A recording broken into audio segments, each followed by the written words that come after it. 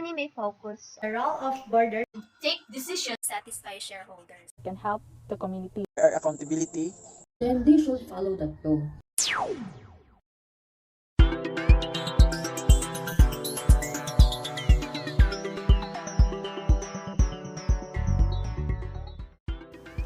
Good evening, everyone. Welcome to The Late Show. I'm your host, Wilfredo Samuya. We all know that business provides our needs like foods, clothes, services that we need. But as a business owner, how can we maintain the good corporate governance and ethics in a company? Tonight, we have 7 special guests where you can learn new knowledge about business.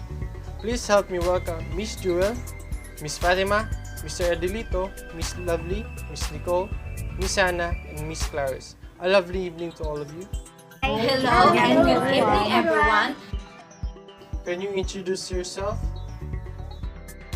Hello, my name is Jewel Aguilion. I'm 21 years old and I'm from the Golden Arches Development Corporation.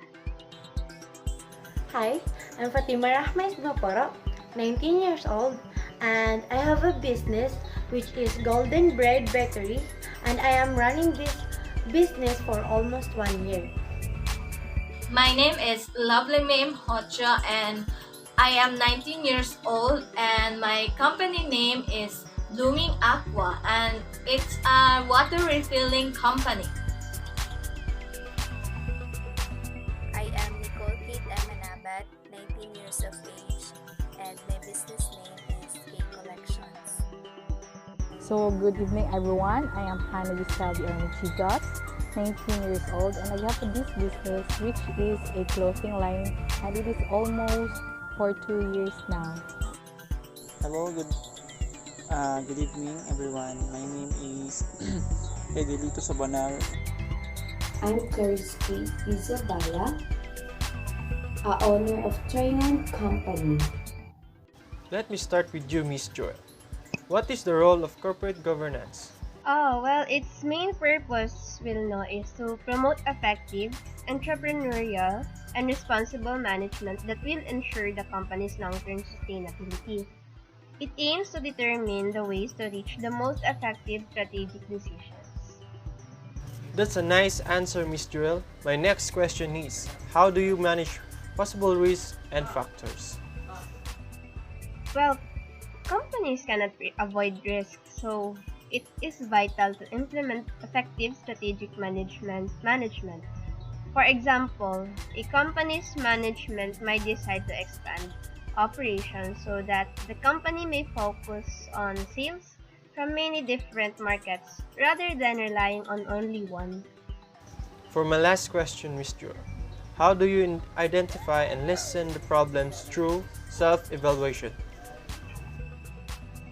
Employees and customers should supply vital feedback about the effectiveness of the policies. Hiring outside consultants to analyze the operations also can help identify ways to improve a company's performance. Hello, Miss Fatima. My first question for you is, what are the 5 common issues that arise in a corporate governance? Oh, that's conflict of interest, oversight issues, accountability issues, transparency, and ethics violations. For you, Miss Fatima, what based on good judgment and particularly board should possess a good combination of skills and perspective? Ethics violations. For my last question, what is the member of the executive board have an ethical duty? Oh, that's diversity because the role of boarders are tough, particularly because they need to generate strong decisions. Good evening, Mr. Adelito. What are 2 of the principles that surround corporate governance? So, my answer is that corporate governance is carried out in accordance with the company's corporate and is based of the following principles. There are accountability, transparency, and fairness. So, And we will be back after this commercial.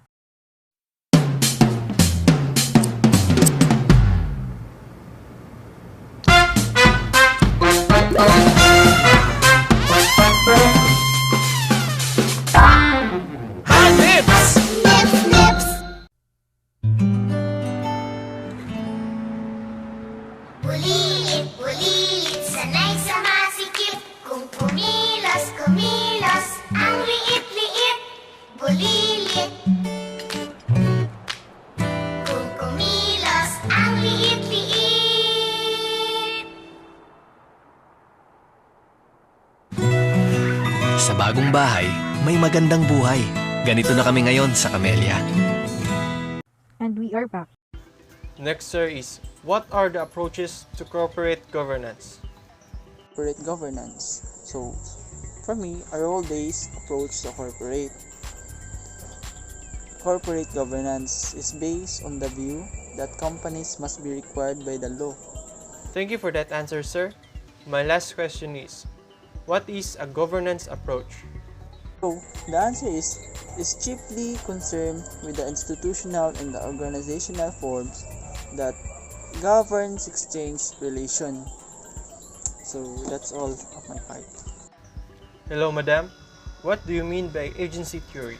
The agency theory attempts to explain and resolve the issue is the relationship between the agents and the business principals. But most commonly is that the relationship is one between the shareholders as the principals and the company executives as the agents. Now, for further explanation about these theories is that various conflicts will likely to arise from a company simply because of the differences of the desires and interests, particularly financial losses between the agents and the principals, leading to what is called the principal-agent problem. But these conflicts arising between the two of them will usually acts as opportunities for moral threats which are likely to be risky. Thank you for that wonderful answer. Next is, what is the importance of agency theory? Actually, there are these two situations which make efforts on resolving agency conflicts all the more important, namely the different risk desire, which was the shareholders and the managers vary in the level of risk they are eager to assume.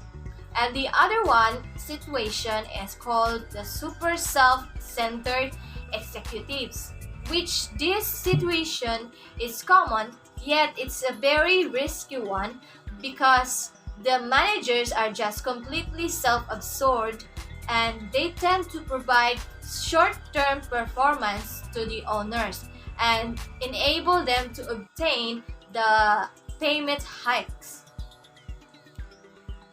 That was a meaningful answer, ma'am. Now, what is the agency theory in corporate governance means? The agency theory in corporate governance is just an extension of the agency theory which I have said earlier, but this one is about the specific type of agency relationship that exists between the shareholders and the managers of the company, where the shareholders or the owners of the company and as principals to the fact that they elect the executives to act and take decisions on their behalf, whose goals are to represent views of the owners and conduct operations of their interest. Lastly, I have this question. How can we solve agency problems in corporate governance? A conflict of interest may arise amongst the shareholders and the top executives in such circumstances. You can overcome such agency problem in your company by requiring full transparency, placing some restrictions on the executive's capabilities, and binding your compensation structure to the well-being of the principals or the shareholders. Hi, Ma'am Nicole. My first question for you. What is the main purpose of stewardship theory? Basically, the main purpose of the stewardship theory of governance is to satisfy shareholders because with a single leader, a strong channel is formed to convey business requirements to the shareholders and vice versa. How do you define stewardship theory in corporate governance on business? A company dedicated to a higher purpose will attract customers who believe in similar purpose. On the other hand, customers cautiously compare how the company truly operates against what it talks about stewardship in its corporate governance. Any gap identified between action and talk will create a big impact on the customers. We will be right back after this commercial. Hindi pa bro, siguro bukas.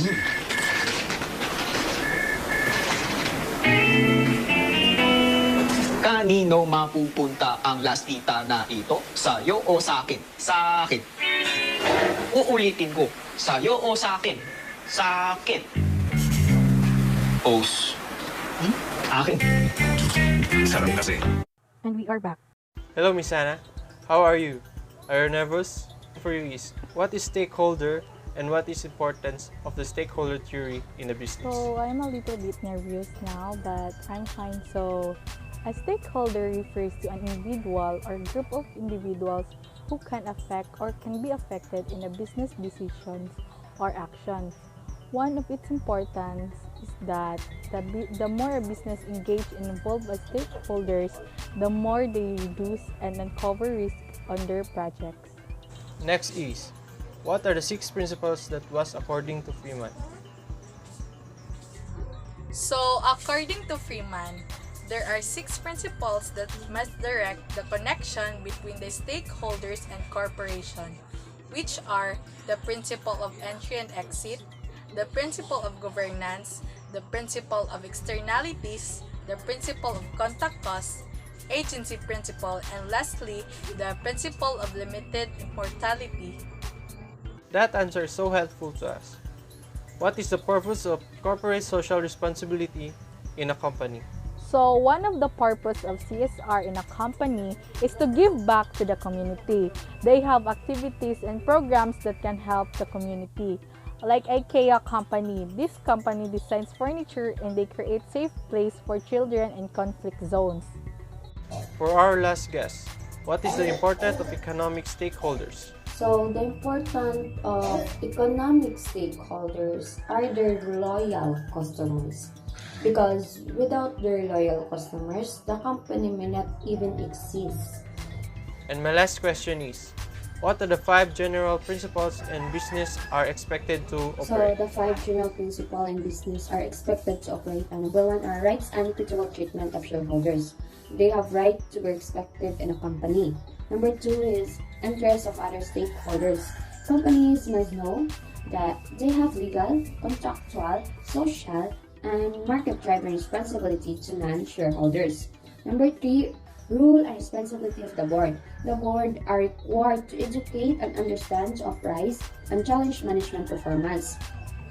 Number 4 is integrity and ethical behavior in selecting corporate officer and board members. Of the fundamental requirements is integrity. Number 5 is disclosure and transparency. So company must explain, make transparent to the public that rules and responsibilities of the board and top management in order of offer stakeholders with a level of accountability. We are so grateful to have a guest like them. We learn a lot of new things, especially what is important of good governance and ethics. As what Louis Gessner said, the real mechanism for corporate governance is an active involvement of the owner. That's all for tonight. I hope you have fun and learn a lot of new things. I am Wilfredo Samuya, your host for tonight. Thank you for watching.